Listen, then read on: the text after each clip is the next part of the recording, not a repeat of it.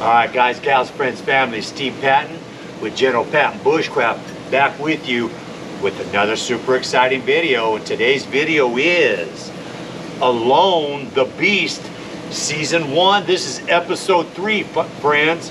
The title of Episode 3 is called Burnt Out. Alright, we got 3 strangers try to live in the Arctic with the body of one dead animal as their only source of supplies. Survive for 30 days, no tools, one animal. And here's who we have. We have Ann, 41 years old, from Carbondale, Indiana. She's a scientist and a biologist by school. We have Phil, 29 years old, from Chico, Texas. He's a survival instructor, primitive skills specialist. And Shane, also 41 years old, from Spiceland, Indiana. He's a Marine and he worked at a tannery. All right, these are the things that they're gonna have to worry about. They're gonna have to be really good at. Fire. Remember, no tools, just the clothes on their back. They're gonna have to preserve the meat. They're gonna have to worry about and fend off predators. All right, we got differing survival skills that clash. Fire destroys vital resource, and they must adapt or face starvation in Season 1, Episode 3 of Burnt Out. Okay, we have an animal that is ethically harvested by the laws of the Northwest Territories and the local indigenous people. They're in the Canadian Arctic, and a single flare gets shot up, and it's a race to the animal, friends. They're taking a boat ride in the lake. They see the flare, the boat drops them off, and they got to hurry up and get over there. And what kind of animal do they get, friends? They get an 800-pound muskox. That's right, friends, a muskox. All right, here's what they got to do. First thing they got to do, friends, is they got to get the guts out of this animal. They got to cool down the meat. And all of the heat is in the guts. So what do? They automatically go down to the water, start looking for some rocks that they can break, flint knap, and get a sharp edge, and get this hide opened up, friends, and get the guts out. So that's exactly what they do. And they have Phil, who's really good at primitive skills, and he does some percussion flaking or flint knapping. Now, friends, the current temperature is 56 degrees, and the bacteria can grow very rapidly in this warm temperature. Matter of fact, the bacteria can double every 20 minutes. All right, Phil sets out to make a fire while Shane and Ann skin out and get the guts out of the muskox. Shane and Ann, right away, they start bickering. Their personalities clash, friends. They start bickering. She has a better way, he has a better way, and it doesn't look like they're going to start good, friends. And Phil's over there trying to get that fire going. And what happens, friends? The bickering is because Shane, he accidentally cuts into the guts in 2 different places, and he lets that feces get out into the meat, friends. Why is that crucial? Well, feces contains E. coli bacteria, can also contain hepatitis, friends, worms, and giardia. All right. So they're going to have to cook that meat around that area very well, or just throw it away. All right. Phil so far has spent 3 hours, friends, on trying to get a fire going. He's doing a hand drill method. He spends 3 hours, and he takes a break, and he says back home in Texas it takes him 15 to 30 seconds to get a fire going with a hand drill. Now he may be quick, but I think that it takes a lot more than 15 or 30 seconds, friends. That's pretty hard to do. All right, remember they're in the Arctic. Now, after 3 hours, he starts getting discouraged and he decides to go switch over to a bow drill method. So he digs up some spruce roots, makes some cordage. Good on him. Now listen, Phil is 6 hours into hand drill, then bow drill method, still no fire, friends. Now predators, let's talk about the predators real quick in the Canadian Northwest Territories. They're telling us that there's 4,000 wolverines, 4,000 wolves, and 20,000 bears, friends. And they got this thing cut open.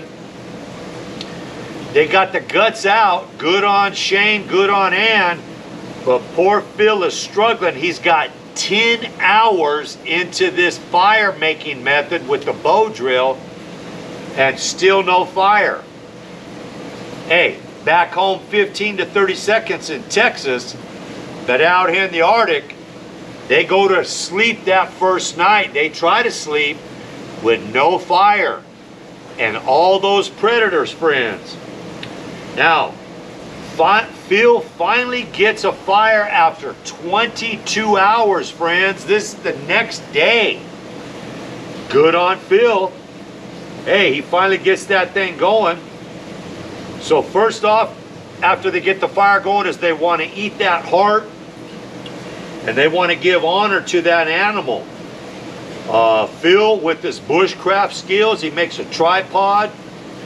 He gets some more cordage from those spruce tree roots, and he ties together some sticks, and he makes a nice A-frame little smoke shelter. And Shane and Ann start stripping off the meat, and they make a bunch of jerky in that smoker, friends, of the second day. All right. 3 days into it now, it starts raining. Phil, Ann, and Shane have had no time to build a shelter, friends. They are soaking wet. All right.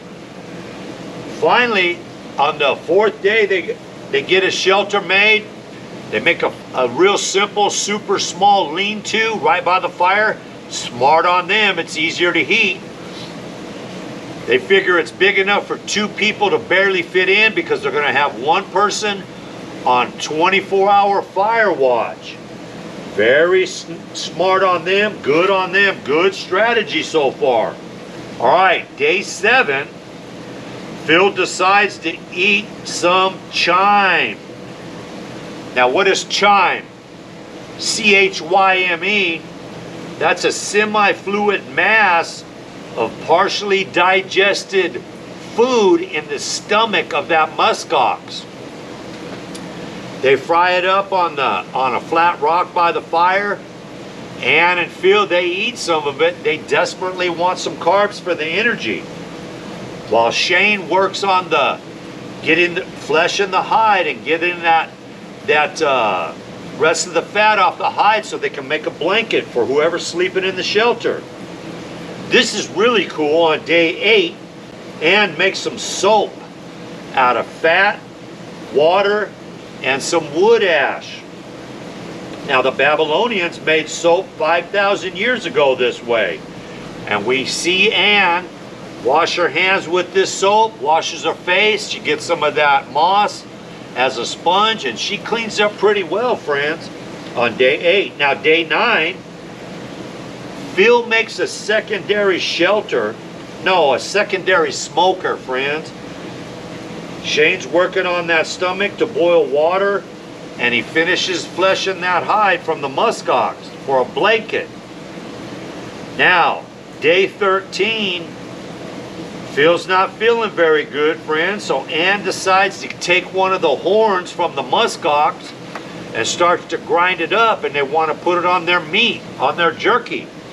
Why do they want to do that, friends? Well, when you grind up that horn, you're going to get some phosphorus You're going to get some enzymes, and you're going to get some bone marrow, friends. So it's very smart on Ann, very smart. She's trying to keep Phil in the game. He's feeling sick. And she figures some of the calcium, phosphorus, and enzymes from that muskox horn is going to make his stomach feel better. Day 14, friends, Phil's not doing good. He's got bad stomach, he's got the shivers, and he starts throwing up. And you guys already know, on day 15, Phil taps out. Very emotional for the three of them. Ann even breaks down and cries a little bit. They feel like family already, 15 days into this, friends. All right, day 16, more rain. And Shane finds some moose scat in the area. And I'll be doggone if that night, on day 16, that night, that big bull moose comes into the camp. And what do you know? Ann wakes up Shane to try to become a hunter, but it's not going to work, friends. That's a big old bull moose. And all they have to do is just sit there and kind of hope it doesn't come in, because it's during the rut, friends. And these bull moose get very, very aggressive. All right, the show moves on to day 20 now. Phil's already gone. It's just Shane and Ann. And combined, they've lost 35 pounds, friends. Now, Ann is a very small, petite lady. Not a lot of fat on her.